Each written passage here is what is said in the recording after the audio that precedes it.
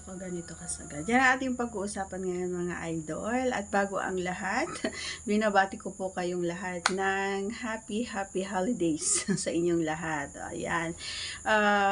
At syempre, please do me a favor once again.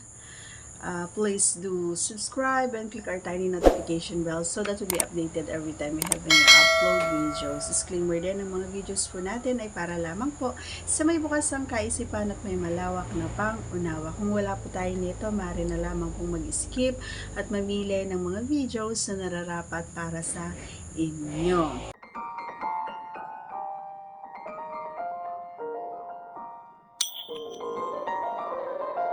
Okay, ayan. Maraming salamat ayan natapos ang 2025. Ayan, salubungin natin ang 2026 ng may pagmamahal sa kapwa. Ayan. Okay, proceed na tayo sa ating pag-uusapan kasi si Idol hindi na naman makapag-antay. Doon sa sinabi ko kanina na ganito talaga yung gusto ko alam mo yun.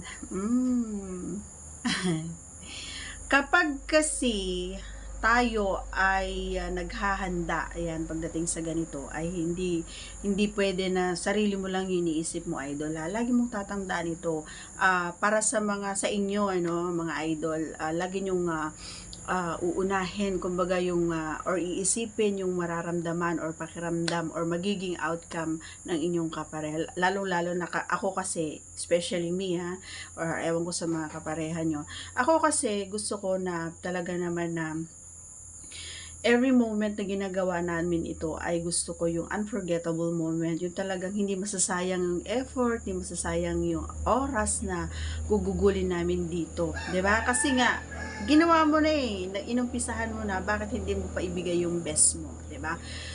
Para sa akin kasi once na naandun na tayo sa pinaka, alam mo yon, yung group talaga ng sinasabi nating pinaka best part, kumbaga, ay gusto ko yung talagang diin yung sagad talaga siya, and yung walang kapaguran, kumbaga, yung talagang talagang todo ba, kumbaga, yung effort mo, gano'n, walang pahinga, alam mo yon, yung dire-diretso, mabilis, and kahit na yung aura mo ay hindi mo na maipinta, gano'n. So, ibibigay mo yung best mo. Gaya ng sinabi ko, kailangan na makita mo or maramdaman mo doon sa kapareha mo na talaga naman na nasatisfy siya. Hindi pwedeng ikaw lang. And most na talaga naman na hinahangad namin or hinahangad ko ay talaga yung ako yung mauna, hindi yung ikaw yung mauna. Every time kasi na kayo yung nauuna na, so bihira na ang nakakatapos, bihira akong matapos or hindi na talaga ako natatapos. So napakasakit sa damdamin every time na ganun ang nangyayari. So, parang hindi ako nakakatulog ng maayos. So talagang ang pinaka best para sa akin yung alam mo yon, yung masasabi ko na ayan na, malapit na ako. Pag ganun yung sinabi ko na sa kanya, ay talaga naman na ibinibigay na yung best niya or talaga sagad niya na. And alam ko na pagkalagay niya or pagkasagad naman niya doon sa pinakadulong-dulo ay talaga naman na kahit naman siya or siguro kahit ikaw ay masayang-masaya din doon sa magiging outcome, lalong-lalo na kapag sinabi niya or narinig mo na sa kanya yung napakalambing at napakagandang boses niya, yung pagkasabi niya na ayan na.